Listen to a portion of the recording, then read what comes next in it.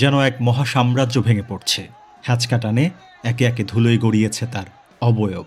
এখন কঙ্কালহীন সারসত্তা যতটুকু টিকে আছে তাও অদৃশ্য থেকে তুমুল করে অস্বীকারের পথে।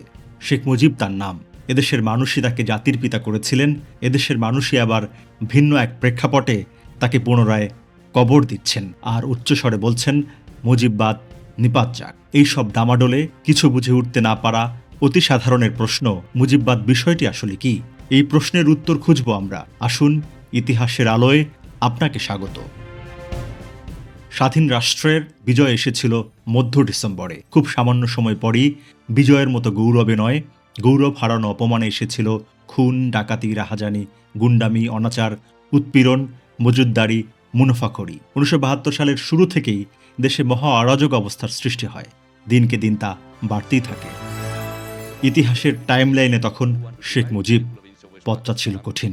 ৭২-এর মে মাস চট্টগ্রামের এক জনসভায় তৎকালীন ন্যাপের সভাপতি অধ্যাপক মোজাফফর আহমেদ দেশের ক্রমবর্ধমান সমস্যা মোকাবেলা করার জন্য সর্বদলীয় সরকার গঠনের দাবি জানান। আওয়ামী লীগ সরকার ঘোষণা করেন এদেশে সমাজতন্ত্র কায়েম করা হবে। বামপন্থীরা বললেন আওয়ামী লীগের পক্ষে সমাজতন্ত্র কায়েম করা অসম্ভব, এটা একটি ভাওতা মাত্র। কিন্তু মোজাফফর ন্যাপ এবং মনি সিংহের কমিউনিস্ট পার্টি বলল আওয়ামী লীগ সমাজতন্ত্র কায়েম করতে পারবে। তারা এও ঘোষণা করলেন আওয়ামী লীগকে তারা সহযোগিতা করবেন। কিন্তু আওয়ামী লীগ কৌশলে এই সমাজতন্ত্রের স্লোগানের পাশাপাশি নতুন এক স্লোগান দিতে লাগলেন, মুজিববাদ। ১৯৭২ সালের ১৭ ফেব্রুয়ারি আওয়ামী লীগ নেতা তোফায়েল আহমেদই প্রথম ঘোষণা করলেন মুজিববাদ প্রতিষ্ঠা করব এবং এই মুজিববাদ প্রতিষ্ঠার জন্য তোফায়েল আহমেদ জনগণের প্রতি দ্বিতীয় পর্যায়ের বিপ্লব শুরু করার আহ্বান জানান। তিনি বলেন বিশ্বের তৃতীয় মতবাদ হচ্ছে মুজিববাদ। মুজিববাদ প্রতিষ্ঠার মাধ্যমেই আসবে পূর্ণ সাফল্য, আর এর স্তম্ভ হবে গণতন্ত্র, সমাজতন্ত্র ও ধর্মনিরপেক্ষতা। তোফায়েল আহমেদ ওই বক্তৃতায় মুজিববাদের একটি ব্যাখ্যাও দেন। তিনি বলেন মহান মার্কিন নেতা আব্রাহাম লিঙ্কন জনগণকে গণতন্ত্র এবং স্বাধীনতা দিয়েছেন, কিন্তু সমাজতন্ত্র দিতে পারেনি। জার্মান কার্ল মার্কস সমাজতন্ত্রের প্রচার করেন, কিন্তু গণতন্ত্র এবং স্বাধীনতা দিতে পারেননি। মুজিববাদে গণতন্ত্র এবং সমাজতন্ত্র যুক্ত করা হয়েছে, তাই এ হচ্ছে বিশ্বের তৃতীয় মতবাদ। পুঁজিবাদ এবং সমাজতন্ত্রের মধ্যে একটি দৃষ্টান্ত হিসেবে মুজিববাদ প্রতিষ্ঠা করা হবে। সেই সময় তৎকালীন অর্থমন্ত্রী তাজউদ্দিন আহমেদ বললেন ভিন্ন কথা। তিনি বললেন বৈজ্ঞানিক সমাজতন্ত্র প্রতিষ্ঠা করতে চাই, খাঁটি সমাজতন্ত্র প্রতিষ্ঠা করতে হবে বাংলাদেশে, অন্য কিছু নয়।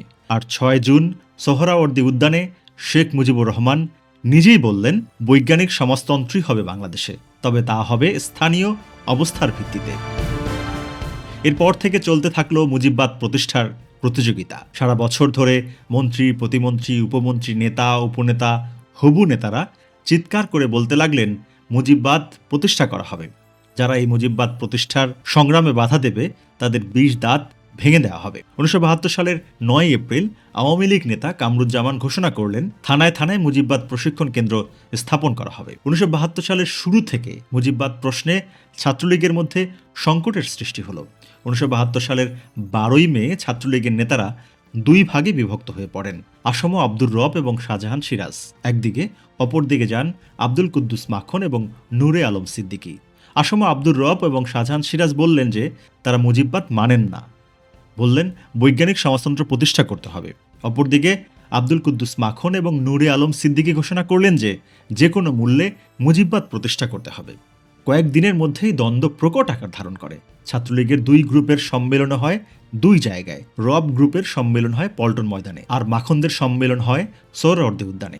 মাখন, নূরে আলম সিদ্দিকীদের সম্মেলন উদ্বোধন করেছিলেন শেখ মুজিবুর রহমান নিজেই। মুজিববাদ বিরোধী ছাত্রলীগ এবং শ্রমিক লীগ তৎকালীন গণপরিষদ ভেঙে দিয়ে বিপ্লবী সরকার গঠনের আহ্বান জানায়।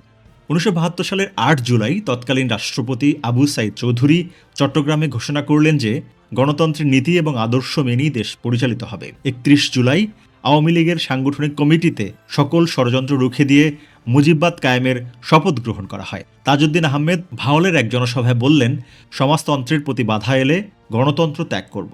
তবে তাজউদ্দিন আহমেদ কোনো সময়ই মুজিববাদ প্রতিষ্ঠার কথা বলেননি। তিনি বেশ জোর দিয়েছিলেন সমাজতন্ত্রের উপরে। শেখ মুজিবুর রহমান সম্ভবত তার এই মনোভাব কখনোই পছন্দ করেননি। শেখ মুজিব অবশ্য নিজেও মুজিববাদ সম্পর্কে কোনো কথাই বলেননি। কিন্তু দলের অভ্যন্তরে মুজিববাদের সঙ্গী নন এমন সব লোক কোণঠাসা হয়ে পড়তে থাকে।